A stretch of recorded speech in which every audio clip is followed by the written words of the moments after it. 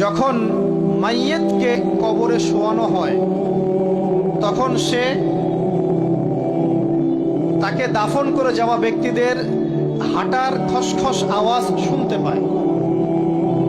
এরপরে তাকে যখন শুইয়ে দেওয়া হয়, সে যদি মুমিন ব্যক্তি হয় তাহলে তার মাথার দিকে তার সলাত এসে দাঁড়িয়ে যায়। দুনিয়াতে আপনি যে নামাজগুলো পড়েছেন, আমি যে নামাজগুলো পড়ছি, এগুলো মাথার দিকে দাঁড়িয়ে যায়। ডান দিকে চলে আসে তার সওম মানে কি? রোজা। বাম দিকে চলে আসে যাকাত। তারপরে পায়ের দিকে চলে আসবে তার আত্মীয়তার সম্পর্ক রক্ষার ইবাদত, তার এই যে অন্যান্য দান সদকা, তার নফল আমল, তার তাসবিহ তাহলিল, তার কোরআন তেলাওয়াত ইত্যাদি পায়ের দিকে চলে আসবে। এখানে একটা হাদিস এসেছে, সূরাতুল মুলক যে ব্যক্তি রাতের বেলা তেলাওয়াত করবে, কোন সূরা ভাই? তাবারাকাল্লাযী বিয়াদিহিল মুলক ওয়া হুয়া আলা কুল্লি শাইইন কাদির।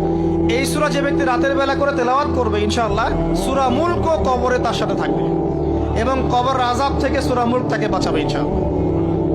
আমি বুঝাচ্ছি যে কি অবস্থাটা হবে।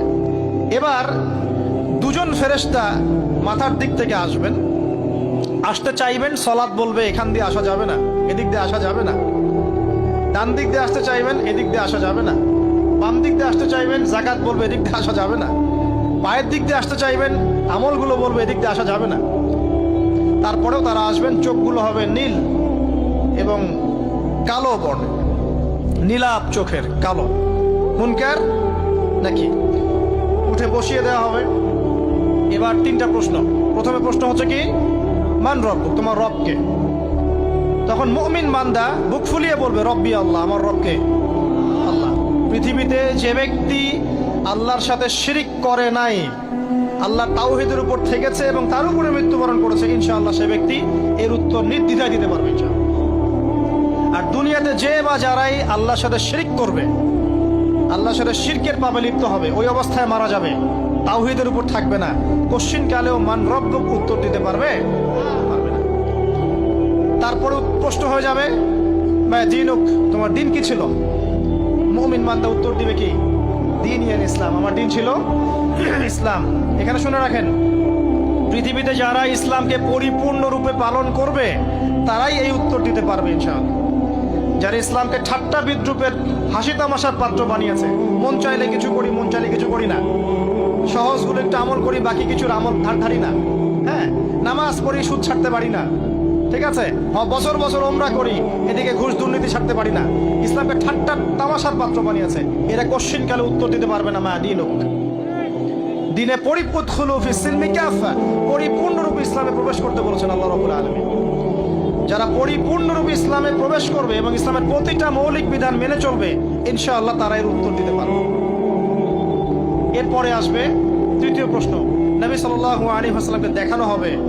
যখন দেখানো হবে তখন সূর্য যখন ডুবে যায়, যে দৃশ্যটা আমরা দেখতে পারি না, ওই দৃশ্যটা ভেসে উঠবে এবং মুমিন বান্দা অস্থির হয়ে যাবে, বলবে আমাকে ছেড়ে দাও, আমি নামাজ পড়বো। সুবহানাল্লাহ। তার কারণ তার কাছে মনে হবে যে আসরের ওয়াক্ত হয়ে গেছে, আসরের ওয়াক্ত হয়ে গেছে, আসরের ওয়াক্ত চলে যাচ্ছে, আমাকে নামাজ পড়তে হবে। চিন্তা করেছেন? ওই যে একটা হাদিস আছে না, যে 7 শ্রেণীর মানুষকে আল্লাহ রাব্বুল আলামিন আরশের ছায়া দিবেন। তার মধ্যে এক শ্রেণীর মানুষকে, যার অন্তর মসজিদের সাথে ঝুলে থাকে, তার মন মসজিদের সাথে ঝুলে ছিল, এই সূর্য ডুবে গেল বলে আমাকে ছেড়ে দাও, আমি নামাজ পড়তে যাব। তখন ফেরেশতারা বলবেন তোমাকে নামাজ পড়তে দেয়া হবে, তবে তার আগে তুমি এর উত্তর দাও। কি উত্তর?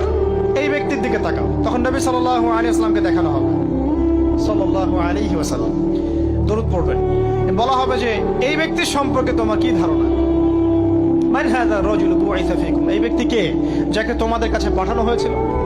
মুমিন ব্যক্তি নির্দ্বিধায় বলে দিবে যে তিনি হচ্ছেন আমার নবী মুহাম্মদুর রাসূলুল্লাহ সাল্লাল্লাহু আলাইহি ওয়াসাল্লাম। দেখুন, পৃথিবীতে যে বা যারাই নবী সাল্লাল্লাহু আলাইহি ওয়াসাল্লামের সুন্নতের উপর আমল করবে, ইনশাআল্লাহ সে তার উত্তর দিতে পারবে। দুনিয়াতে যারা নবীর সুন্নতের 5 পয়সা পরোয়া করছে না, তার আদর্শের 5 পয়সা দাম দিচ্ছে না, তারা কোশ্চিন কালে উত্তর দিতে পারবে না। নাম হতে পারে আব্দুর রহমান, আব্দুর রহিম, নবীর সুন্নতের ধার ধারে না, তারা উত্তর দিতে পারবে না। নবীর সুন্নতের গুরুত্ব কত গভীর, এটা আমাদেরকে এখান থেকে বুঝতে হবে। তাই প্রিয় যুবক ভাইরা, মুসলিম ভাইরা, আমাদের জীবনটাকে নবীর আদর্শ এবং সুন্নতে ঢেলে সাজাতে হবে। সকাল থেকে সন্ধ্যা পর্যন্ত প্রতিটা কাজ করবো কার তরিকায়? রাসূলের তরিকা। নামাজ পড়বো তার তরিকায়, রোজা, সিয়াম, হজ, জাকাত, আমল, মুআমালাত, আখলাক সব কার তরিকায়? নবী সাল্লাল্লাহু আলাইহি ওয়াসাল্লামের তরিকা অনুযায়ী ইনশাআল্লাহ। আল্লাহ পাক তৌফিক এনায়েত করুন, আমিন। এবার ফেরেশতা দুজন জিজ্ঞাসা করবেন অবাক হয়ে যে তুমি কিভাবে এটা জানলে? তুমি কিভাবে এই তিনটা প্রশ্নের উত্তর দিতে পারলে? কারণ বেশিরভাগ মানুষ তো উত্তর দিতে পারবে না, বেশিরভাগ মানুষই এই উত্তর দিতে পারবে না। কারণ কিয়ামতের মাঠে 1999 জন মানুষ জাহান্নামে যাবে। নাউজুবিল্লাহ। তো এটা কঠিন পরীক্ষা। আল্লাহ রাসূল সাল্লাল্লাহু আলাইহি ওয়াসাল্লাম বলেছেন যে নিশ্চয়ই তোমাদেরকে এখানে পরীক্ষায় ফেলা হবে, আর তোমরা যদি এই পরীক্ষা জেনে তোমাদের মৃতদেরকে দাফন করা থেকে বিরত না থাকতে, তাহলে আমি তোমাদেরকে শুনিয়ে দিতাম কবরে কেমন পরীক্ষা হয়। মানে যদি আমরা শুনতে পারতাম যে কবরে কেমন পরীক্ষা হয়, আমরা ভয়ে আমাদের মৃতদেরকে দাফন পর্যন্ত করতাম না। এটা নবীজি বলছেন সাল্লাল্লাহু আলাইহি ওয়াসাল্লাম। তাকে জিজ্ঞাসা করা হবে যে তুমি কিভাবে জানলে এটা? বেশিরভাগ মানুষ তো পারে না উত্তর দিতে। তখন সেই ব্যক্তি বলে বসবে, সেই ব্যক্তি বলবে যে করাতু কিতাব আল্লাহ, আমি আল্লাহর কিতাব এই কোরআন পড়েছি। মুমিন বলবে আমি আল্লাহর কোরআন পড়েছি, ফাআমানতু বিহি, আমি এর উপর ঈমান এনেছিলাম, ওয়া সাদ্দাকতু, এবং সত্যায়ন করেছিলাম।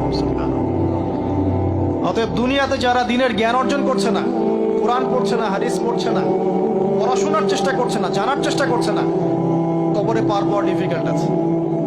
এটা একটা অন্যতম প্রশ্ন। আমরা কিন্তু মনে করি তিনটা প্রশ্ন হচ্ছে, আসলে প্রশ্ন হচ্ছে কয়টা? 4টা। তিনটার পরে আরো একটা এক্সট্রা। কিভাবে জানলে? তখন উত্তর দিচ্ছে আমি আল্লাহর কিতাব পড়েছি, ঈমান এনেছি, সত্য